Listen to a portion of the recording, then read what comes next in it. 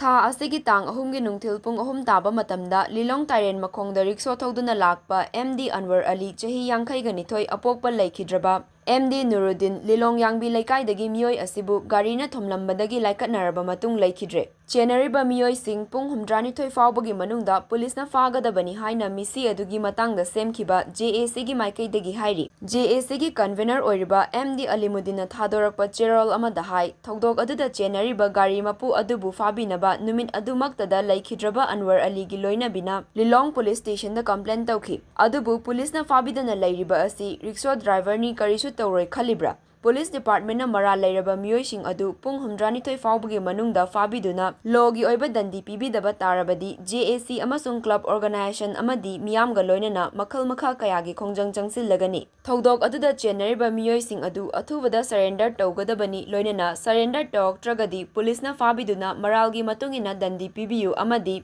laikhidrabagi imung manunggi awabadasu saruk yari haina fongdokhi. Amaromda misi asiga mari lenana semkiba JAC na laurakpa warepta Youth Voluntary Organization Lilong Yangbi Laikai na saugatkani haina YVO gi Publicity Secretary Pusam Nayas na fongdorakli. Haukiba Jungi tarik ahum nitokaba numitki sorakna nuntil pung ahum tawa matamda Lilong Police Station gi makha thangba National Highway 102 Lilong Tairen makhomda rickshaw thauduna lakpa MD Anwar Ali chahi 52 apokpa laikhidraba Nuruddin Lilong Yangbi Laikai da laiba mioi asibu gari amana yamna kanna thomlamlaga asokpa adubu mioi minungsi ama khau yaudana mi laitabagi khudong chaba lauraga hanna yinglamdana chenkibasi Youth Voluntary Organization YVO gi maikaidagi am nungaijade hairiba accident asida soklaba MD Anwar Ali asi lambida lakpa mioi kharana lokhatlaga hospital da pubagi lambida laikidre hairiba thodo asida chenariba Meeoising adu athubada surrender tobiyu amasung